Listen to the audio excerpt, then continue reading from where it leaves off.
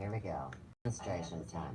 Collection that I didn't know what the hell it was, but it was at the Ferguson Library, and it's a Bibelot, Bibeelot. There are 25 volumes in this set. It's a first edition, and the first time I opened one of them, which was after I purchased them, and that was a few years ago. Sorry, Sandro. It's only 20. Poetry in the particular book that I looked at, because I'm not going to open every one of them and go looking around. I don't got that much damn time. Well, the other day when I was in a phenomena, I vibed out what Mama Lil called the hot spot in the book. So what you do if you're doing this experiment is you would have this book like this propped up against something, and you're going to have your eyes closed. Now, I want you to keep in mind the experiment. How am I going to do this? Hang on.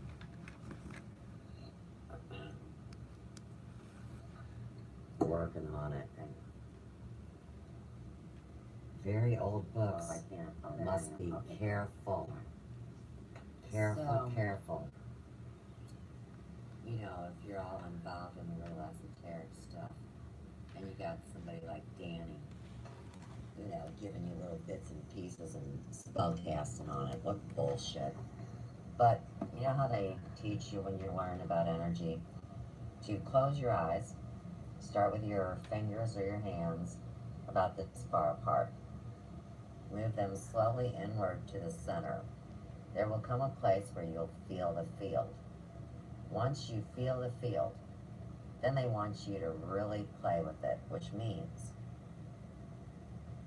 moving in and out, because you'll feel the intensity as you come back in, and you will feel the energy. Okay, so once you practice that a time or two, what you're going to do is take your magic fucking hand, right? And we're not doing anything wrong. We are seeking information. And now I'm going to do this. So my eyes are really going to be closed. I hope you believe me. Here, wait. I can do a fucking... No, I can't, because it won't pick up. I was going to blow myself up full screen on the computer and you could watch through the hole in the camera, but only number one can do that. That's right. Okay. So, I'm going to close my eyes right now. And what I'm going to do, because it's a short book, is I'm going to reduce it down to one finger instead of letting all of them register. So, I'm going to use my index finger. And what I'm going to do is I'm going to scan left to right and get a read. Feel the energy. Now, it was jumping in the beginning, but when I get here, I get a cold spot. It picks up again here. And I am at this place in the book now.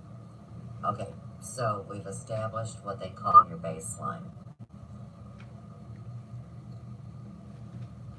My eyes are closed. Because it might give the placebo effect to me, right? 30% of my read. Prejudiced in some way.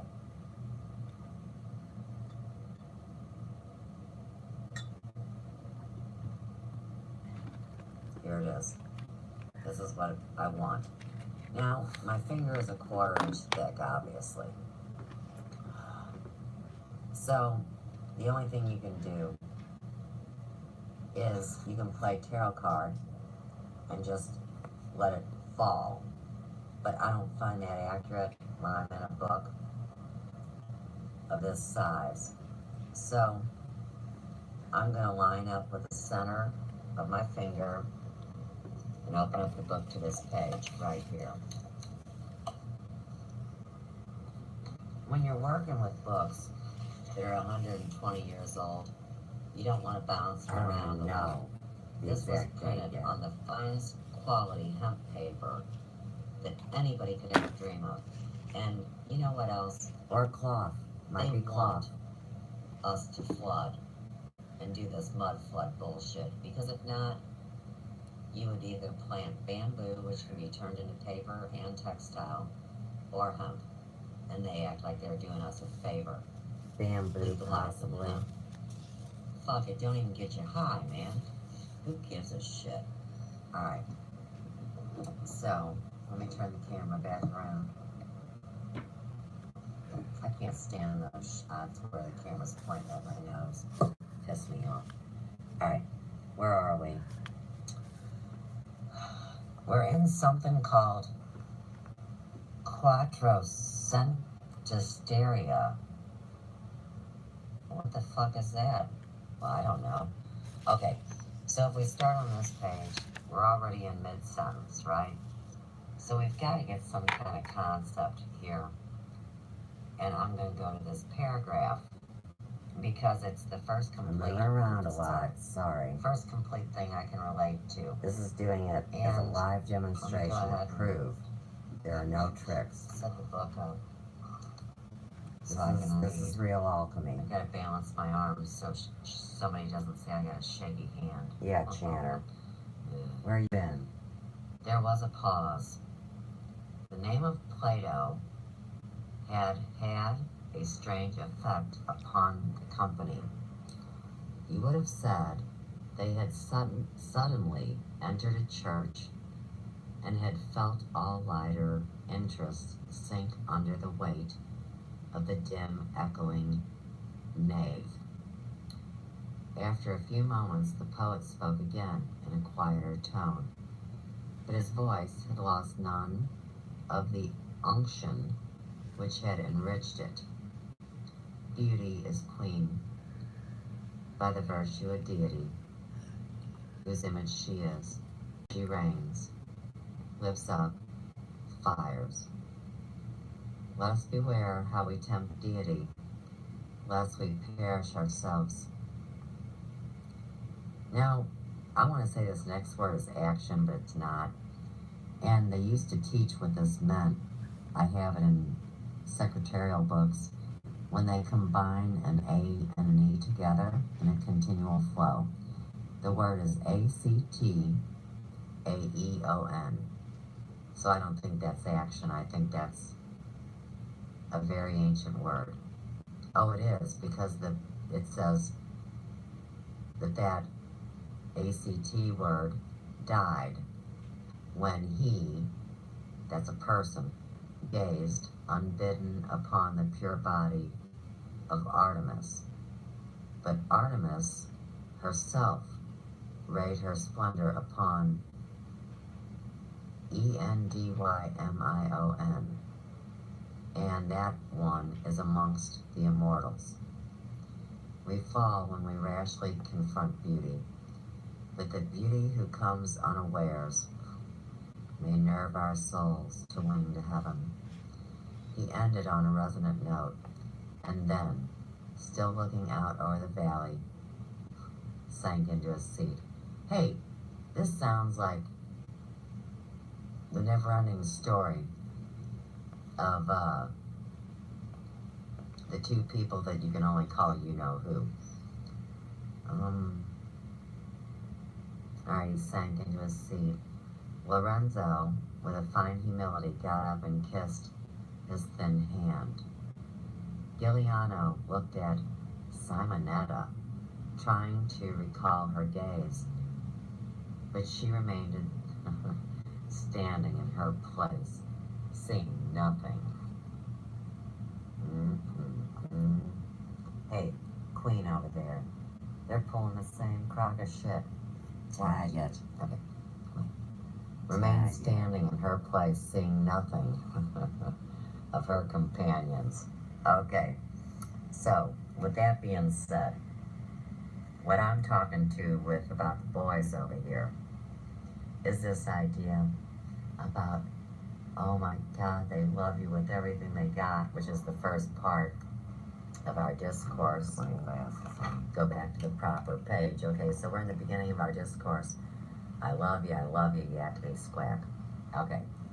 Then, when the girl is there, and she's acknowledged, and that's what she wants more than anything else, they pull this one. But I can never be with you. And so that's what I see popping up in here. And then they're going to tell you the reason they can't be with you is because you're missing something very important. Is it this, and that you better Sandro? get out of the way if you can't keep up with them. So, now we have ended. And here again, that's this book. I can't believe I just fucking shut the book without marking the page. Can you guys believe my dumbass? I can always What a find it. schmuck. I'm just tripping Okay, because that's it's okay. intense. Here it It's is. intense. It's right here. Live I got it. action. Everything's cool. Now, I got a lot of bookmarks, but the one I chose was one of my most recent business cards. And you see, my dumbass actually put fucking melon bowls call letters on this card. But good news, there is a channel out of Canada that's called Cross Canada News. The guy is righteous. He is in our group. He's a good man. They are on the team bringing point information. I highly suggest you check them out and don't ever let anybody tell you that the Conscious Consumer Network is a real thing, because we got the real thing and it's called Cross Canada News. Alright. And hey, Canada is a big fucking deal in this story. And so is South America. Here's the reason why. Because we're the idiots. We're the idiots. That they needed a wall to cut off the family between the North and the South. Ain't that a crock of shit? Okay, so look. Expert insights, professional consultant. As unique as what you seek, then seek Sue's. Natural body care, skin care, hair care. The reason why Mel and Biggie hacked my computer, ripped me off, spellcast on me, and controlled my website is because they were going to make 20% of anything I sold out of my store. I wasn't very comfortable with that. I wanted Joe's daughter to check it out. They didn't like that. See, I was already hip to their scam because I had talked to Randy. So I was trying to find a way to document or get in there or to see it. Anything I could get, but they weren't going to let me have it. That's when they wrote the letter ragging me out, calling me crazy, and saying that no professional journalist would never out someone that they worked with. No, that's your cult indoctrination fucking bullshit, which leads back to birds of a feather flock together, and you're guilty by association, and that is not always the case. You might just be innocent to what they're doing at the darkest, most fucked up levels. But, for real, the number you see right there has been the Hair Emporium's phone number since 1985. And I'm such a pain in their ass. And back in the day, it was no big deal because your business was everything. You could request to keep a phone number. So, I kept it from Hazelwood to Florissant to Ferguson. And once they put up the digital crap and the cables down on Church Street, well, then no longer was my landline a landline. It became digitized. When I was evicted from 18 Church, I refused Let's get on with to be Sandro. extorted by AT&T. Okay, that's enough. I can't wait anymore. I got a hot date with a book. But we will do the rest of that. And it's only 4 minutes. It's where I actually provide the evidence, wearables, and then I get my phone hacked. And the experts know exactly what it is. But we're not going to do that right now. I really wanted to show you how I vibe out a book, right?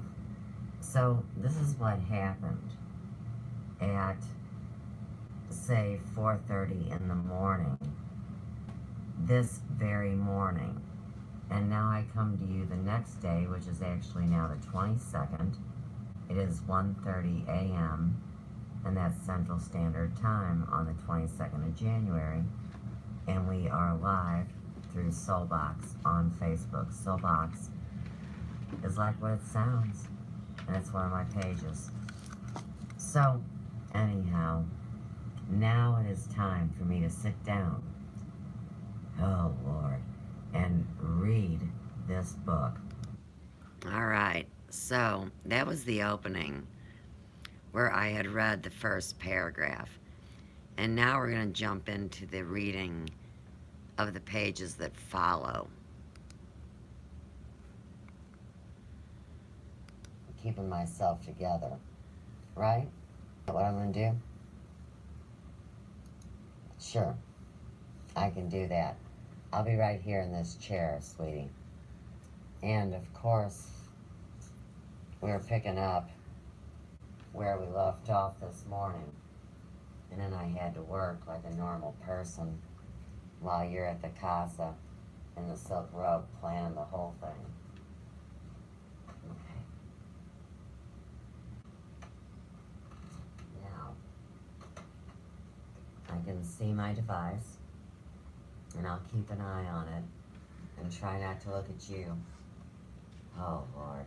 I'm gonna take the glasses off. Okay. Here we go. Now, I do want to say that we're going to do it exactly like I looked at it this morning. So I'm going to begin the reading immediately where I left off and go to the end of the chapter. Hi. He's so cute. Oh my goodness. I don't look at him. Anyhow, then we'll take a break and do the rest of that video where we expose Mel and Biggie just for an intermission. And then we'll come back to hot stuff and go to the front of the book. We're also going to read where it tells us what the Bibelot is, because I don't have a clue yet.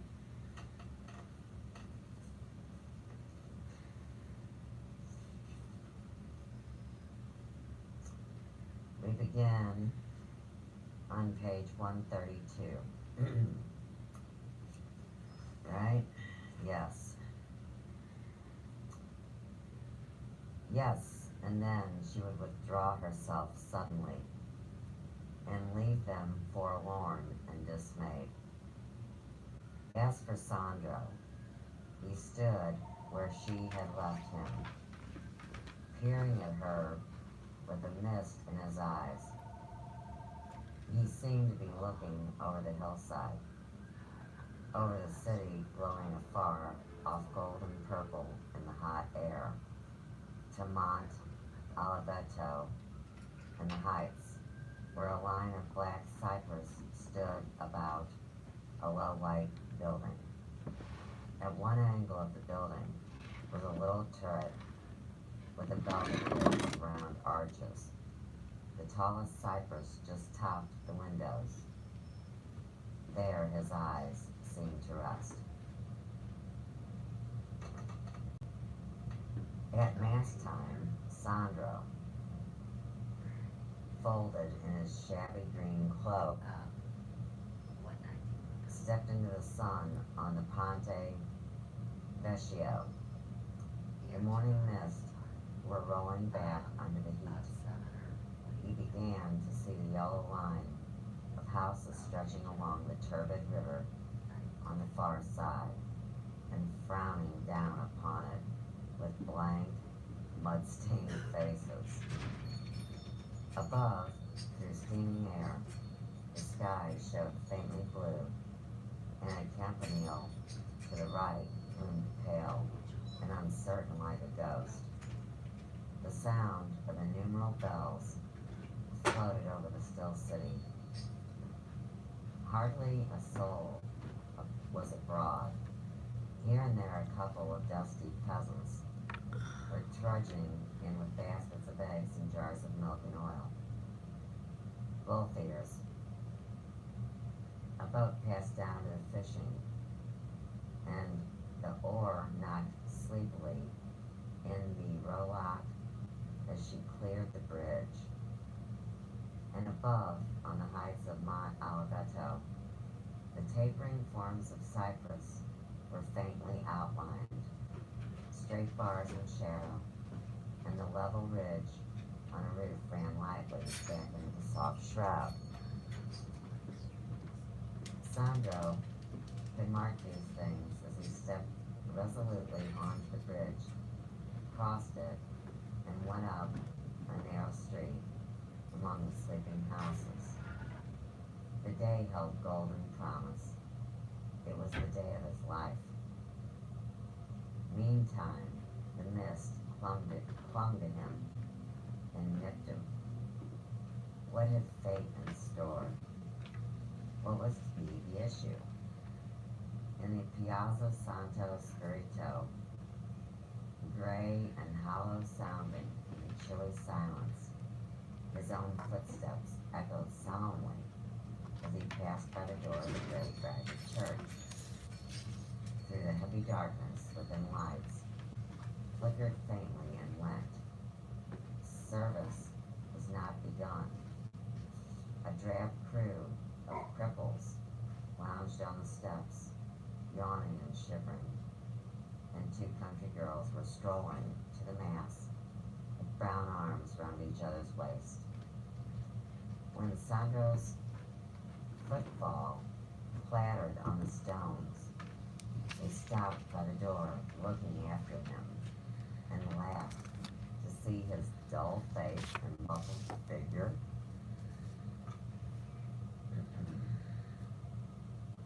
In the street beyond the herd, a bell jingling, hasty, incessant, and soon a white-robed procession swept by him. Fluttering vestments, tapers, and the host under a canopy, silk and gold. Sandro snatched at his cap and dropped on his knees in the road, crouching low and muttering under his breath as the vision went past. He remained kneeling for a moment after it had gone, then crossed himself, forehead, breast, lip, and hurried forward. He stepped into the archway into the court. There was a youth with a cropped head and swarthy neck lounging there, teasing a spaniel. As the steps sounded on the flags, he looked up. The old green cloak and clumsy shoes of the visitor did not interest him. He turned his back and went on with his game. Sandro accosted him. Was the senorita at the house? The boy went on with his game. Hey, Diavolo. I know nothing at all, he said. Sandro raised his voice till it rang around the courtyard. You will go at once and inquire. You will say to the senorita that Sandro Di Mariano Felipe and the Florentine painter is here by her orders, that he waits her pleasure below. The boy had got up. He and Sandro eyed each other for a little space. Sandro was the taller and had the glance of a hawk. So the porter went. Presently, with throbbing brows, he stood on the threshold of Simonetta's chamber. It was the turret room, or turret room, of the villa, and its four arched windows looked through a leafy tracery over towards Florence. Sandro could see down below him in the haze the glitter of the Arno and the dusky dome of Brunelleschi Cleve, the sward of the hills like a great burnished bowl. In the room itself, there was tapestry, the clemency of Scipio, with courtiers in golden cuirasses and tall plumes, and peacocks and huge Flemish horses, a rich profusion of crimson and blue drapery and stout mint soldiery. On a bracket above a green silk curtain, the silver statuette of Madonna and the Bambino Gesù, aka Jesus. Yes, us. Wow. With a red lamp flickering feebly below. By the winds, a low divan, heaped with velvet cushions and skins. But for a coffer and a prayer desk, and a curtained recess, which enshrined Simonetta's bed. The room looked windswept and bare.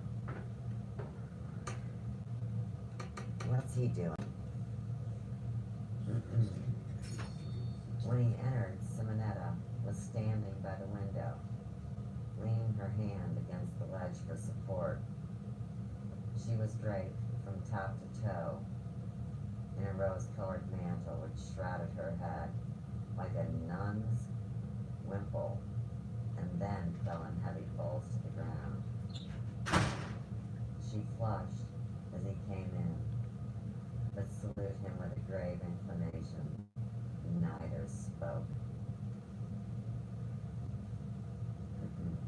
The silent greeting, the full consciousness in each of their parts, gave a curious religious solemn state to the scene, like some familiar but stately church mystery.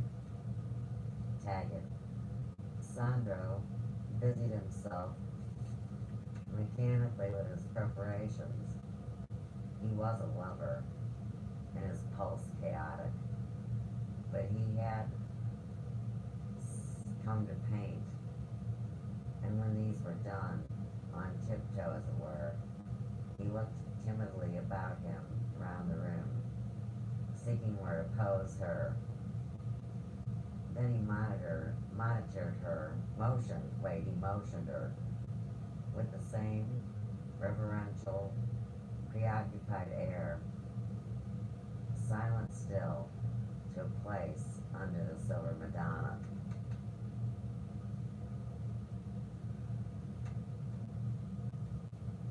There was a momentary quiver of withdrawal. Simonetta blushed vividly and drooped her eyes down to her little bare foot, peeping out below the lines of the rosy cloak. The cloak's warmth shone on her smooth skin and rayed over her cheeks. In her flowery loveliness, she looked diaphanous, ethereal, and yet you could see what a child she was, with her bright audacity, her ardor, and her willful flushing and paling about her like the dawn. There she stood trembling on the brink.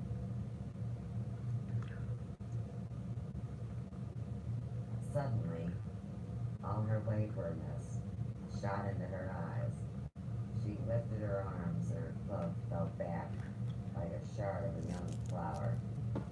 Then, delicate and palpitating as a silver reed, she stood up in the soft light of the morning, and the sun, slanting in between the golden leaves and tendrils, kissed her neck and shrinking shoulder. Sandro stood facing her, moody and troubled, fingering his brushes and bits of charcoal. His shaggy brows were knit. He seemed to be breathing hard. He collected himself with an effort and looked up at her as she stood before him, shrinking awestruck, painting at the things she had done. Panting, not painting, panting at the things she had done.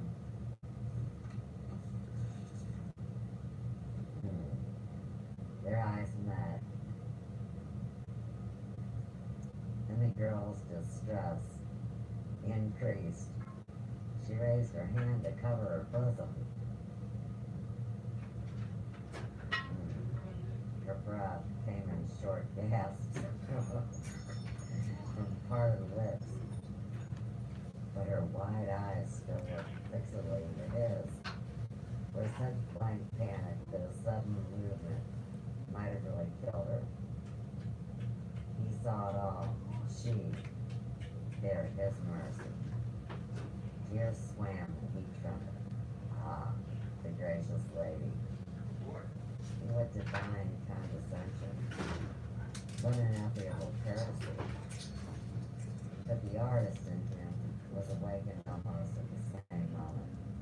His lips wandered, in spite of her piteous, pietist candor and his own nothingness. Sandro, the poet, would have fallen on his face with an, it's in quotes and it's in the other language, so I can't do it. Sandro, the painter, was different. No mercy there. He made a snatch, their carbon, and altered his other hand with a kind of command. Says, Holy Virgin, what a line. Stay as you are, I implore you. Swerve not one hair's breadth, and I have you forever. There was conquest in his voice. So, Simonetta stood very still, patting her bosom with her hand, but never took her watch off the enemy. And he ran blindly about, doing 100 urgent, indispensable things, noting the lights, the wine she made, how her arm cut across the folds of the curtain. She dogged him with starving, fascinating eyes, just like a hare, crouching in her form, watches a terrier hunting around her, and waits for the end. But the enemy was disarmed. Sandro, the passionate, the lover, the brooding devotee, was gone. So was La Bella Simonetta, the beloved. But behind, instead, there was a fretful painter, dashing lines and broad smudges of shade on his paper, while before him rose an exquisite, slender, swaying form, glistening carnation and silver, and over all, the maddening glow of red gold hair.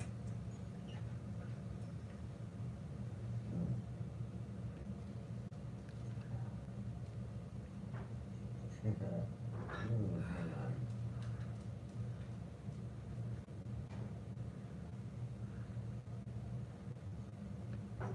Can he but catch those velvet shadows, those delicate, glossy, reflective lights? Body of Bacchus. How could he put them in? What a picture she was. Look at the sun on her shoulders and her hair. Christ, how it burned. It was a curious moment. Alright, let me give you some burning hair. Sure was a curious moment. The girl who had never understood or cared to understand this humble lover guessed now that he was lost in the artist. She felt that she was simply an effect, and she resented it in a in a crowning insult. Her color rose again. Her lips gathered in a pout. If Sandro had not known, she was his at that instant. He had but to drop the painter throw down his brushes, set his heart and hot eyes bare, to open his arms, and she would have fled into them and nestled there. So she, who had always been loved, but Sandro knew nothing and cared nothing. He was absorbed in the gracious lines of her body, the leaf-like long neck, the dropping shoulder, the tenderness of her youth, and then the grand open curve of the hip and the thigh on which she was poised. He threw them in with a free hand, in great sweeping lines, eagerly, almost angrily. Once or twice he broke his carbon, and, body of a dog, he snatched another.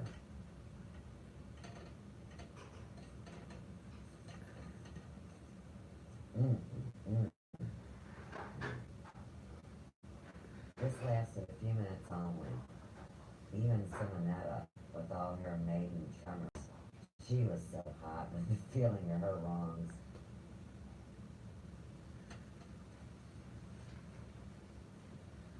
Feeling her wrongs, the slight upon her victorious fairness. Did she not know how fair she was? She was getting very angry. She had been made a fool of. All Florence would come and gape at the picture and mock her in the streets with bad names and coarse gestures. As she rode by, she looked at Sandro. Santa Maria! How hot he was. His hair was drooping over his eyes. He tossed it back every second, and his mouth was open. One could see his tongue working. How would she not notice that great mouth before? Oh, she has. Twas the biggest in all Florence. Oh, why had he come? She was frightened, remorseful, a child again, with a trembling, pathetic mouth and shrinking limbs. And then her heart began to beat under her slim fingers. She pressed them down into her flesh to stay those grateful, masterful throbs. A tear gathered in her eye. Larger and larger it grew and then fell. A shining drop nested on the round of her cheek and rolled slowly down her chin to her protected head and lay there half hidden, shining like a raindrop between two curving petals of a rose.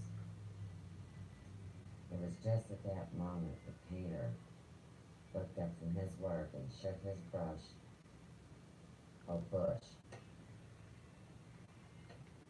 shook his bush of hair back.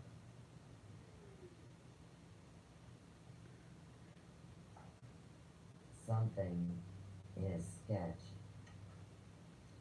had displeased him. Oh, the Lord have mercy.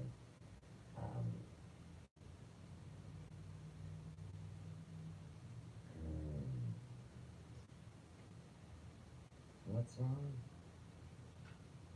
Oh, he looked up, frowning, with a brush between his teeth. When he saw the tear-stained, distressful, beautiful face, it had a strange effect on him. He dropped nerveless, like a wounded man, to his knees. I've heard this all before. And he covered his eyes with his hands. Ah, Madonna, for the pity of heavens, forgive me, forgive me. I have sinned, I have done thee fearful wrong. I who still dare to love thee. He uncovered his face and looked up radiantly. His own words had inspired him. Yes, he went on with a steadfast smile. I, Sandro, the painter, the poor devil of a painter, have seen me, and I dare to love.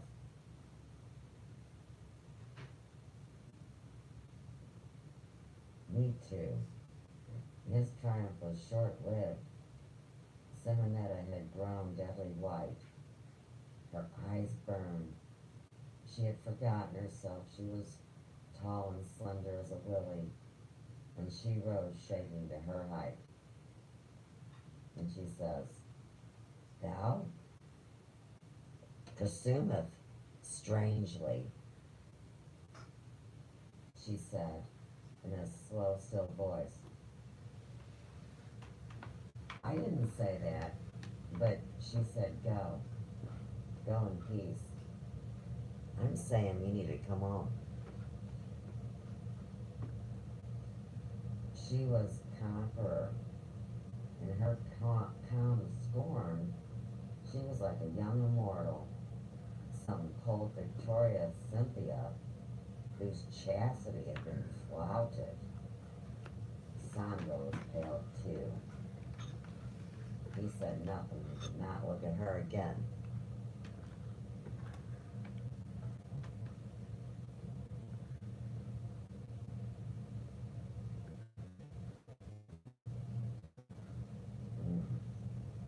She stood quivering with excitement, watching him with the same intent alertness as he rolled up his paper and crammed his brushes and pencils into a breast of his jacket. She watched him still as he backed out of the room and disappeared through the curtains of the archway. She listened to his footstep along the corridor, down the stair. She was alone in the silence of the sunny room. Her first thought was for her cloak. She snatched it up and veiled herself, shivering as she looked fearfully around the walls. And then she flung herself on the piled cushions before the window and sobbed piteously like an abandoned child. The sun slanted in between the golden leaves and tendrils and played in the tangle of her hair. Part 3. Uh-oh.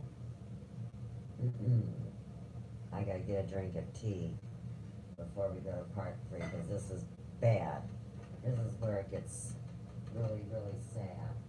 And I hear you playing your Sandro behind closed doors, and the war in the heavens is coming. You know that, don't you? I know. I hear you. I think we're fixing it, aren't we? I mean, did I bring enough tacos to the siesta, or what's going on? You can't speak English. I'm doing as little as I can, talking. I want to read it clean, and then remote view over it, but he's making me talk to him. Part 3. At 10 o'clock on the morning of April the 26th, a great bell began to toll. 2 beats, heavy and slow, and then silence, while the air echoed the reverberation, moaning. Sandro, in shirt and breeches, with bare feet spread broad, was at work in his garret on the old bridge. He stayed his hand as the strong tone in another language. The words came out of a due order, as if he were very conscious of their import. That's because he's an alchemist. Right.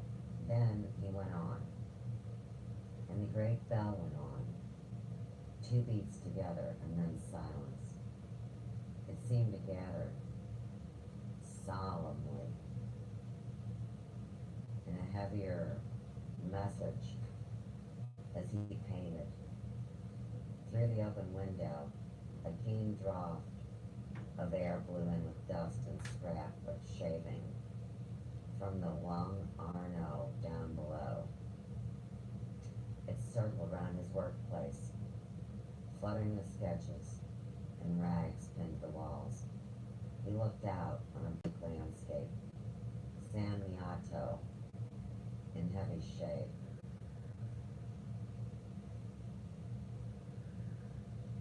And the white houses by the river, staring like dead faces.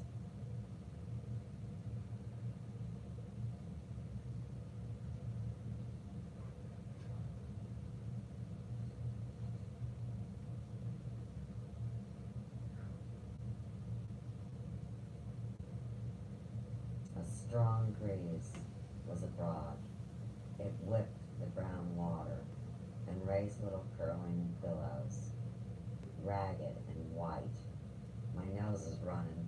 You know what that means in the secret code, don't you? Don't tell nobody. It's always just one nostril, John Lamlash. Somebody called a guy a navigation experiment.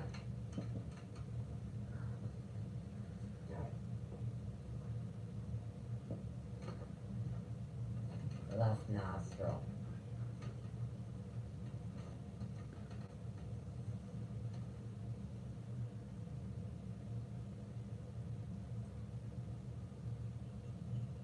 Sandro stood at his casement and looked at the weather.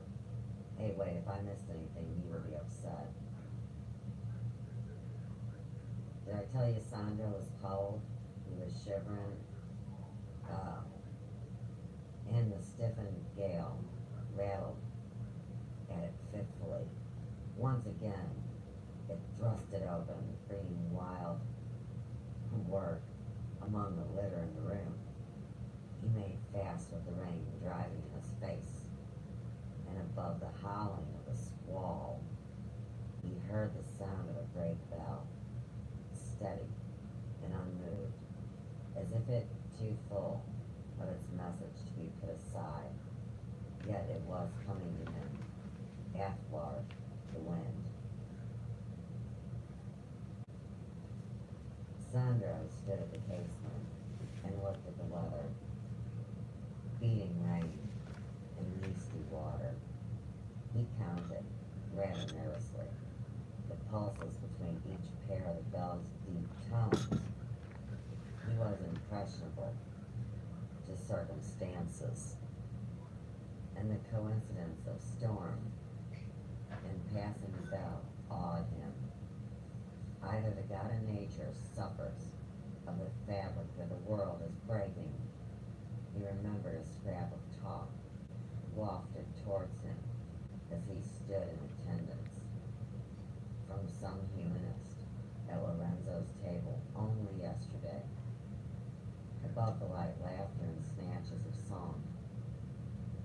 That breakfast party at the Camaldoli yesterday. What a contrast. The even spring weather with the sun in a cloudless sky. And now this icy dead morning with its battle of wind and bell fighting, he thought, over the failing breath of some strong man. Man, God more like, the God of nature suffers, he murmured as he turned to his work. Simonetta had not been there yesterday.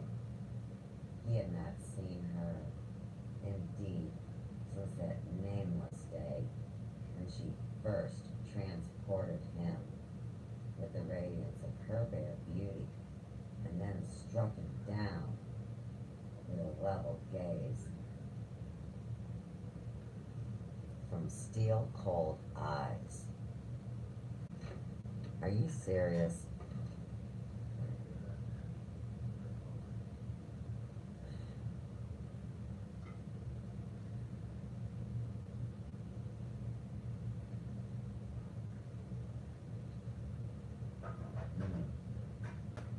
And he deserved it. He had, she had said, presumed, strangely. 3 more words only had she uttered, and he had slunk out from her presence like a dog. What a goddess. Venus, Urania.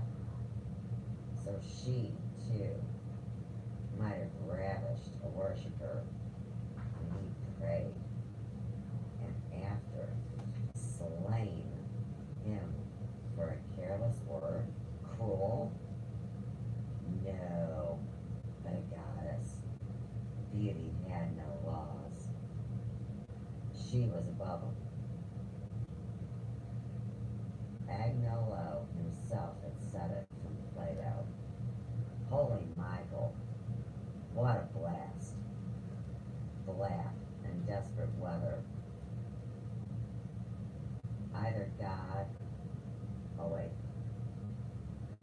Either the God of nature suffers. God shield all Christian souls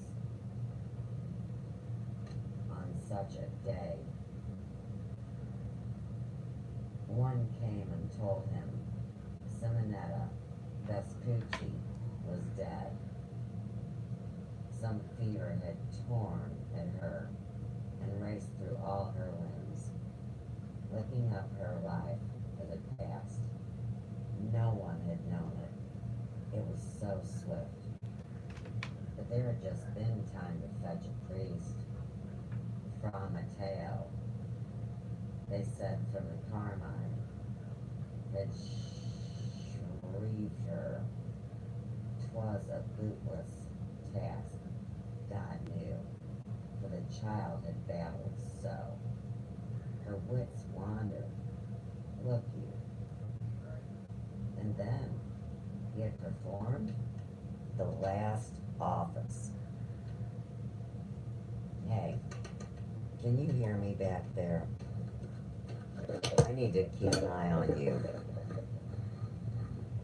What is going on, Sandro? I mean, this is pretty heavy. And proof it's magically in a book.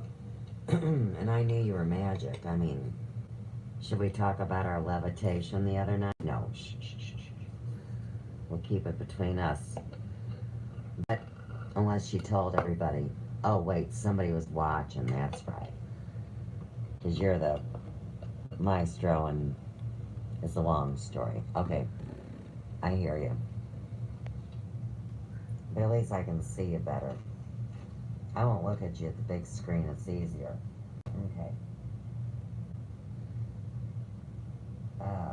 Okay, Babel, let's see, look you. Giuliano was wild with grief. 'Twas as if he had killed her instead of the spring ague. But then people said he loved her well, and our Lorenzo had bid them swing the great bells of the Duomo. Sandro had heard of it, perhaps, and there was to be the public procession and a requiem sung at Santa Croce before they took her back to Genoa to lie with her fathers. Bacchus. She was fair, and Giuliano had loved her well. 'Twas natural enough then. So the gossip ran out to tell his news to more attentive ears, and Sandro stood in his place, intoning softly, Te Deum Laudamus. He understood it all. He figured it out first. You better tag it. There had been a dark and awful strife. earth shuddering as the black shadow of death swept by. Through tears now, the sunbeam broad over the gentle city where she lay, lapped in her mossy hills. And he said some more Spanglish, and said with a steady smile some more stuff. He added after a pause. He had been painting that day, an agonizing Christ, red and languid, crowned with thorns. Some of his own torment seems to have entered it. For looking at it now, we see, first of all, wild eyeballs.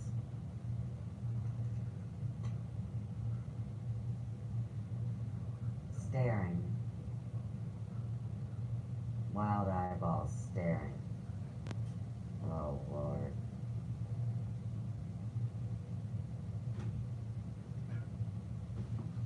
With the mad earnestness, the purposeless intensity of one seized or possessed. He put the panel away and looked about for something else. The sketch he had made of Simonetta on that last day, when he had found it, he rolled it straight and set it on his easel. It was not the first charcoal study he had made from life, but a brush drawing on dark paper.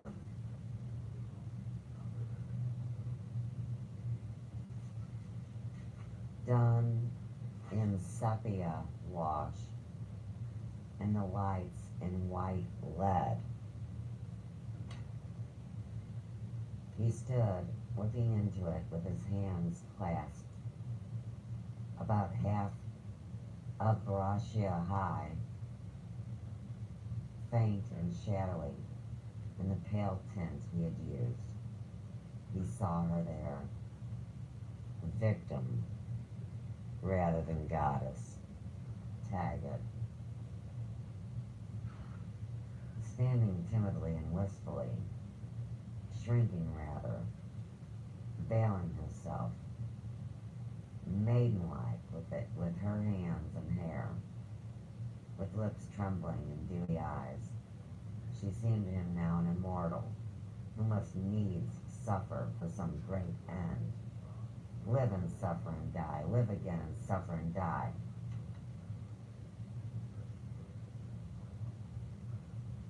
It was a doom, perpetual, like Demeter's, to bear, to nurture, to lose, and to find her Persephone. She had stood there, immaculate and apprehensive, a wistful victim. 3 days before he had seen her thus, and now she was dead. He would see her no more. Ah, yes, one more. He would see her.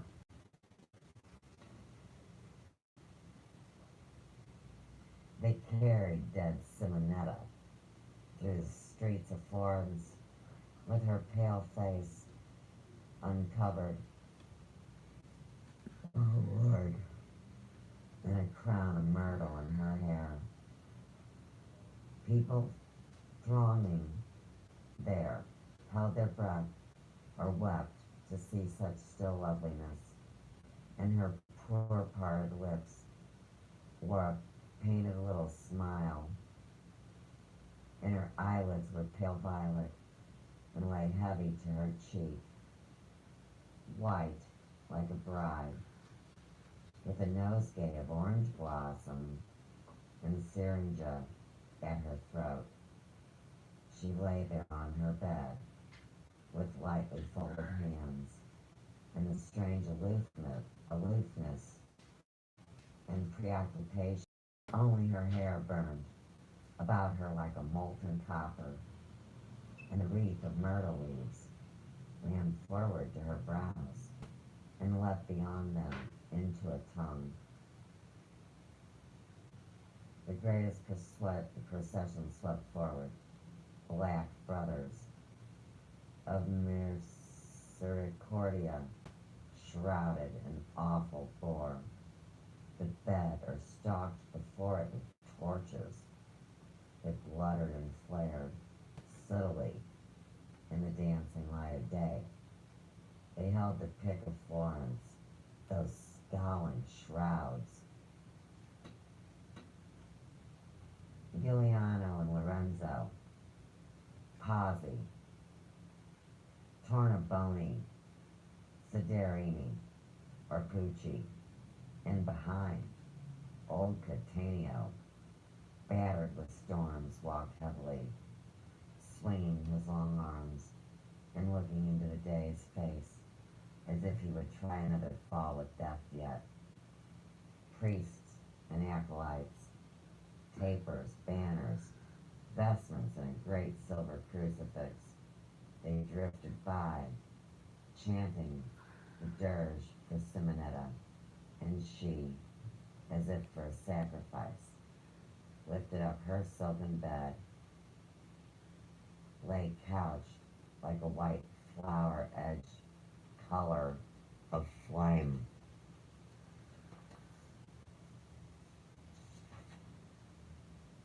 Santa Croce, the great church, stretched forward beyond her into distances of gray mist and cold spaces of light.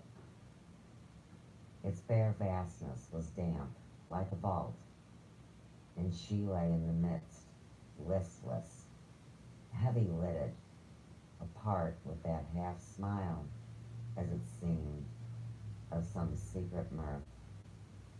Round her, the great candles smoked and flickered. The Mass was sung at the high altar for her soul's repose.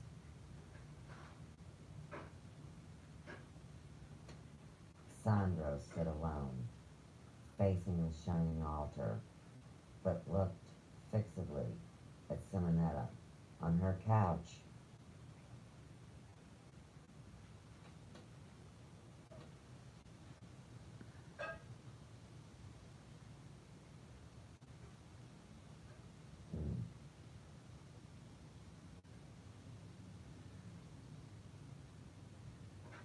He was white and dry, parched lips, and eyes that ached and smarted. Was this the end? Was it possible, my God, that the transparent, unearthly thing lying there so prone and pale was dead? Had such loveliness aught to do with life or death?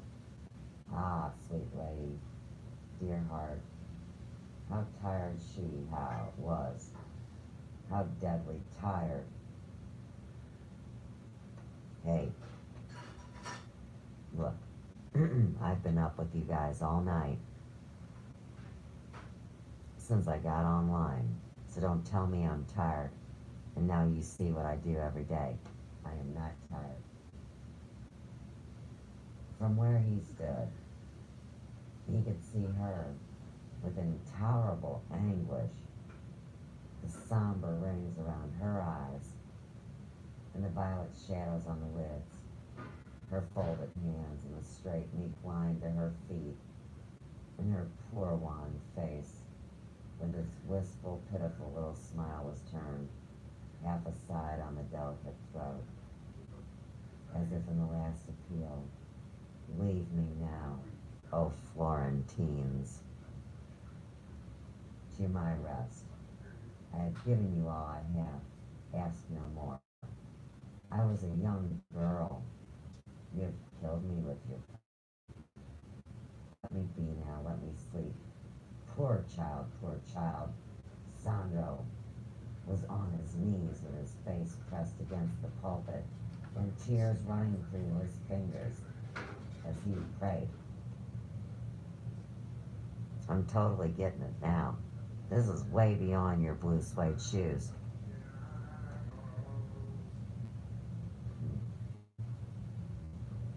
As he had seen her, so he painted.